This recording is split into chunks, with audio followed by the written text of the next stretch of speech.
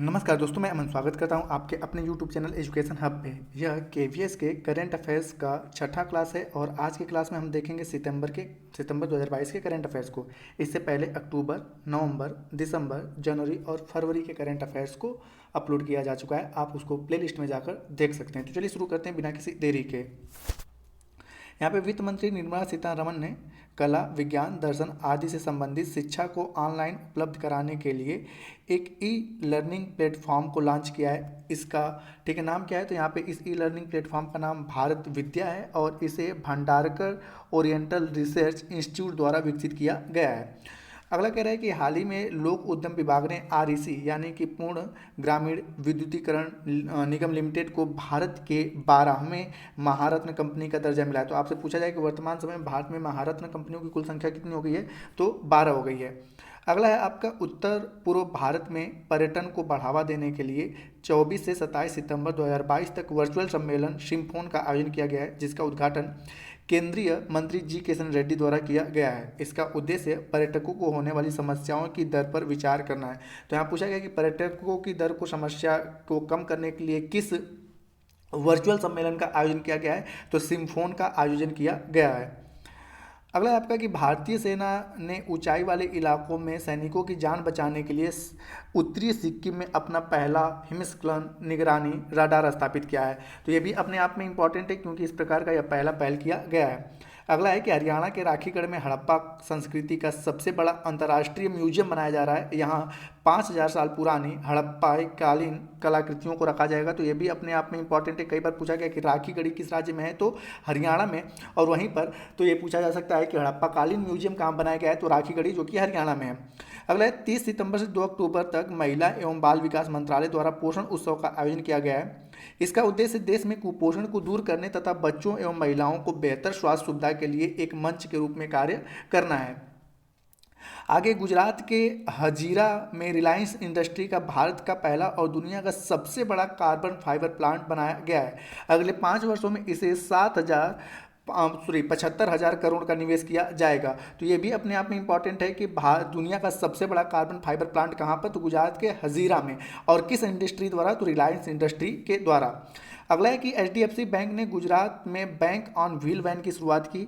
यह बिना चैन वाले गांव में बैंकिंग सेवाओं को उपलब्ध कराएगा। बैंक ऑन व्हील का मतलब है कि जैसे आपने सुना होगा मोबाइल बैंकिंग। तो मोबाइल बैंकिंग का मतलब कि कोई बैंक रहेगा और वह गाड़ी पे उन गाँव में जाकर अपना कैंपेन शुरू करेंगे जिन गांवों से बैंक काफ़ी दूर है। तो ये भी हमारे लिए इंपॉर्टेंट हो जाता है। अगला है कि बिहार के मुख्यमंत्री नीतीश कुमार ने गया में फल्गु नदी पर भारत का सबसे बड़ा रबर डैम का उद्घाटन किया है। यह डैम 411 मीटर लंबा, 3 मीटर ऊंचा तथा 400 मीटर चौड़ा है। तो यह भी हमारे लिए इंपॉर्टेंट है क्योंकि यह भारत का सबसे लंबा रबर डैम है। अगला है आपका कि नई दिल्ली में विश्व पर्यटन दिवस के अवसर पर उत्तराखंड को best adventure tourism destiny award से सम्मानित किया गया है। उत्तराखंड हमेशा अपने प्राकृतिक सौंदर्य के लिए पर्यटकों का आकर्षक केंद्र रहा है। तो यहाँ पूछा जा सकता है कि बेस्ट एडवेंचर टूरिज्म डेस्टिनेशन का अवार्ड किसे दिया गया, किस राज्य को दिया गया? तो उत्तराखंड को।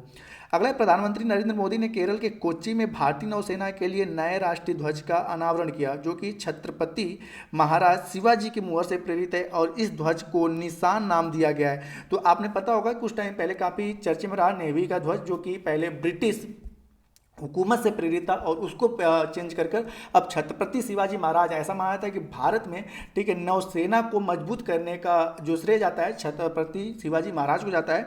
तो उनके ध्वज से प्रेरित करके नया ध्वज बनाया गया है भारतीय नौसेना का। अगला है आपका कि ब्लू एनर्जी मोटर्स ने पुणे में भारत का पहला तरल प्राकृतिक गैस ईंधन वाला ग्रीन ट्रक लॉन्च किया है।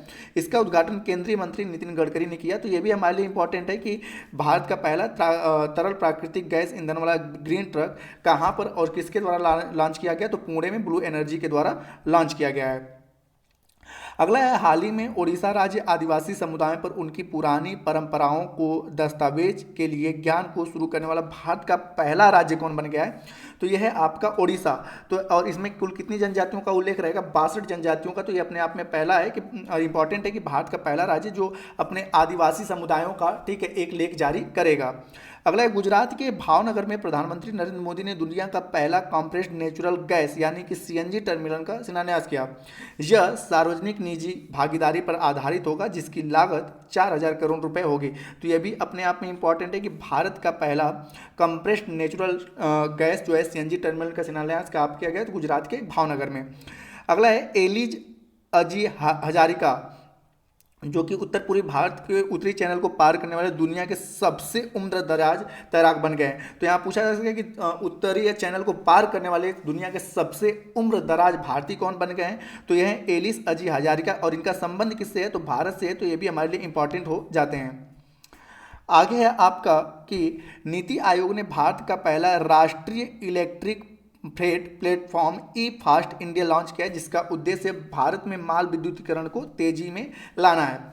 अगला अरुणाचल प्रदेश में भारत का सबसे पूर्वी चौकी जो है किबुतुई सैन्य चौकी का नाम बदल के क्या कर दिया गया है, तो आपने पता है भारत के पहले सीडीएस बिपिन रावत के नाम पे इनका नाम रखा गया है, तो पूर्वी जनरल बिपिन रावत। तो ये भी हमारे लिए इंपॉर्टेंट हो जाता है कि भारत की सबसे पूर्वी चौकी किस राज्य में स्थित है, तो अरुणाचल प्रदेश में। उसका नाम क्या है, किबुतुई। जो पुराना नाम था, नया नाम क्या हो गया है कि जनरल बिपिन रावत चौकी।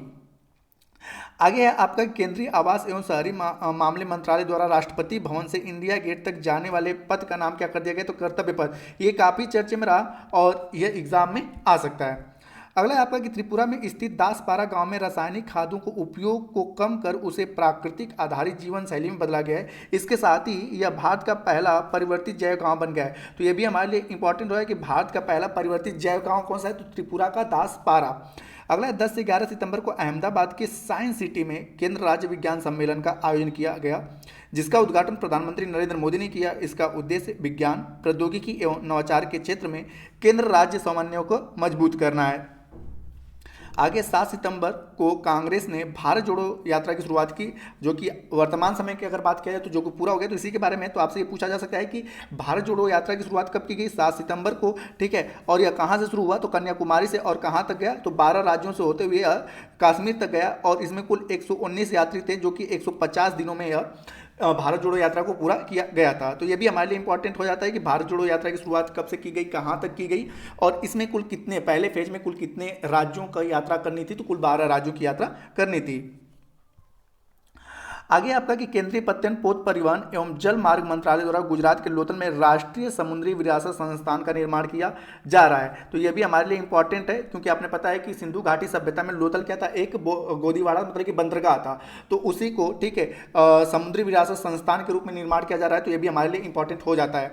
अगला नीति आयोग द्वारा 2021 में शुरू किए गए शून्य अभियान की पहली वर्षगांठ मनाने के लिए नई दिल्ली में शून्य फोरम का आयोजन किया गया है। इसका उद्देश्य वायु गुणवत्ता में सुधार लाने के लिए इलेक्ट्रॉनिक वाहनों का प्रयोग करने के लिए बढ़ावा देना है। तो यहाँ पे पूछा जा सकता है कि वायु गुणवत्ता में सुधार लाने के लिए नीति आयोग के लिए कौन से फोरम का आयोजन किया गया, तो शून्य फोरम का आयोजन किया गया है। अगला एचडीएफसी बैंक और नेशनल के सहयोग से इलेक्ट्रॉनिक बैंक गारंटी जारी करने वाला भारत का पहला बैंक बन गया है, ठीक है। इसमें ग्राहकों के समय की बचत होगी तथा सुरक्षा भी अधिक होगी। तो ये भी अपने आप में इंपॉर्टेंट है कि इलेक्ट्रॉनिक बैंक गारंटी करने वाला, जारी करने वाला भारत का पहला बैंक कौन होता है, आपका एचडीएफसी बैंक। आगे है आपका कि तेलंगाना में भारत का पहला वानिकी विश्वविद्यालय स्थापित किया जाएगा। यह विश्वविद्यालय वन संसाधनों के संरक्षण एवं प्रबंधन पर ध्यान केंद्रित करेगा। तो यह भी अपने आप में इंपॉर्टेंट हो जाता है। अगला है डिजिटल एड्रेसिंग सिस्टम लागू करने वाला इंदौर भारत का पहला स्मार्ट शहर बन गया है। अब यहाँ प्रत्येक व्यक्ति अपना डिजिटल एड्रेस होगा, जिसका कि एक कोड के जरिए घर का लोकेशन भी मिल जाएगा। तो ये भी अपने आप में इंपॉर्टेंट है। इस तरह की चीज़ें बेसिक तौर पर विकसित देशों में देखने को मिलता है कि डिजिटल एड्रेस होता है और पार्टिकुलर आपको वहीं पर ले जाकर छोड़ देता है। तो इस प्रकार से हर एक घर का एक डिजिटल एड्रेस जारी करने वाला भारत का पहला शहर कौन सा हो गया, तो आपका इंदौर हो गया है। अगला है हरियाणा के गुरुग्राम में दुनिया का सबसे बड़ा जंगल सफारी पार्क बनाया जाएगा, जो कि 10,000 एकड़ में फैला होगा। इसका उद्देश्य है हरियाणा में पर्यटन हब के रूप में विकसित करना। तो ये भी हमारे लिए इंपॉर्टेंट है कि दुनिया का सबसे बड़ा जंगल सफारी पार्क किस राज्य में बनाया जा रहा है, तो हरियाणा में। और किस क्षेत्र में, किस शहर में, तो गुरुग्राम में। आगे हाल ही में चीन ने सूंघने वाली कोरोना वैक्सीन को मंजूरी दिया है, और इस प्रकार से सूंघने वाली कोरोना वैक्सीन को मंजूरी देने वाला विश्व का पहला देश बन गया है चीन। तो ये भी हमारे लिए इंपॉर्टेंट हो जाता है। अगला है राजस्थान के झुंझुनवाला जिले में विश्व का पहला संस्कार केंद्र खोला जाएगा। इस केंद्र में देश भर के विशेषज्ञों द्वारा बच्चों को संस्कार सिखाए जाएंगे। तो ये भी हमारे लिए इंपॉर्टेंट है कि भारत का पहला संस्कार केंद्र कहाँ पर खोला गया, तो राजस्थान के झुंझुनवाला में। अगला है हाल ही में उत्तराखंड के शिक्षा विभाग ने ई गवर्नेंस पोर्टल समर्थ की शुरुआत की है। इसका उद्देश्य शिक्षा के क्षेत्र में बदलाव लाना तथा गुणवत्तापूर्ण शिक्षा पर जोर देना है। आगे, उत्तर प्रदेश का भरतौला गांव हर घर में आरओ जल उपलब्ध कराने वाला भारत का पहला गांव बन गया। तो ये भी हमारे लिए इंपॉर्टेंट हो जाता है कि हर घर में जल उपलब्ध कराने वाला भारत का पहला गांव कौन सा है, तो भरतौला। और यह किस राज्य में पड़ता है, तो उत्तर प्रदेश में। अगला, डिजिटल इंडिया मिशन के तहत ई अभियान पोर्टल के माध्यम से मामलों का निपटारा करने में उत्तर प्रदेश को पहला स्थान प्राप्त हुआ है। तो ये भी हमारे लिए इंपॉर्टेंट है कि डिजिटल इंडिया के मिशन के तहत, ठीक है, ई अभियान पोर्टल में पहला स्थान किसको मिला है, तो उत्तर प्रदेश को। अगला है, 28 से 29 दिसंबर को वाशिंगटन डीसी में पहला यूएस प्रांत द्वीप से देश शिखर सम्मेलन का आयोजन किया गया है। इसमें 12 प्रांतीय द्वीपीय देशों ने भाग लिया है, जिसका अध्यक्षता अमेरिकी राष्ट्रपति जो बाइडेन द्वारा किया जाएगा। तो दोस्तों ये रहा आपका सितंबर का करंट अफेयर्स, जो कि आपके केवीएस और अन्य वर्तमान समय में जो एग्जाम है उनके लिए काफ़ी इंपॉर्टेंट हो सकते हैं। एक मैं पिछले 6 महीने का सेशन लाने वाला हूँ सितंबर के बाद। अब आपका अगस्त का करंट अफेयर्स कल इसी टाइम पे अपलोड कर दिया जाएगा, तो आप उसको देखकर अपने एग्जाम के लिए चीज़ों को रिवाइज कर सकते हो। तो आशा करता हूँ कि आपको ये वीडियो पसंद आया होगा। तो वीडियो पसंद आया तो वीडियो को लाइक करें, कमेंट करें, तथा चैनल को सब्सक्राइब अवश्य करें। इस पीडीएफ को प्राप्त करने के लिए आप हमारे टेलीग्राम से जुड़ सकते हैं, जिसका लिंक वीडियो के डिस्क्रिप्शन में दिया हुआ है। तो वीडियो के अंत तक बने रहने के लिए धन्यवाद। मिलते हैं जल्दी नेक्स्ट वीडियो में।